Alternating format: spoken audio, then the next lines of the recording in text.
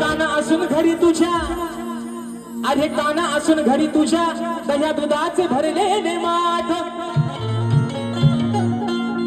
काना, राधा तुला काय म्हणते, अरे तुझ्या पण घरात त्या दह्या दुधाचे माठ भरलेले आहेत.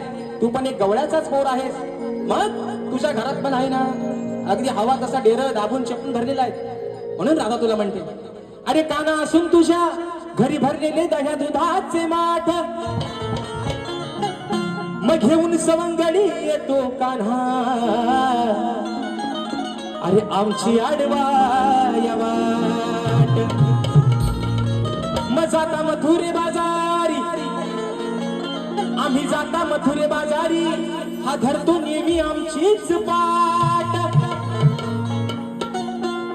मनाही सोडणार तुला आज मी कान्हा, अरे या राधेशी आज पडले तुझ्याशी काना. आज राधा तुला एकट्यालाच नाही, पण सोबत जे तुझं सवंगडी आहेत बरंच आहेत, तुमच्या पण बरंच आहेत, त्यांना पण आज सोडणार नाही बुवा. म्हणून सांगतोय, जे काय बोलतोय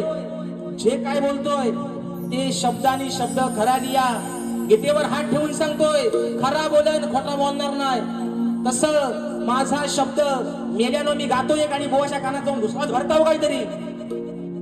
मग आता बुवा म्हणतात हे काय मला बोलत नाहीत. बुवा मी ते शब्द सोडलेत तुम्हाला बोलायचं, नाही तर मी बुवाना बोलायचो आहे ना. कालीचोच, कालेचोचीचा पोपट, असं चोपारीची खंडा, असं त्यांचे शब्द होत मी बोलायचो. पण मी आज बोलणार बुवा सॉरी, आता एकदा फक्त बोललोय, तो मान्यमान करून घ्या.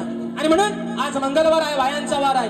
आग स्वयंपाक कर तू डाल भात, हिऱ्या मिऱ्याची चटणी वाट. आज ते माझ्या गवल्याला भाग देतील, कारण आज गवल्यानं माझी काय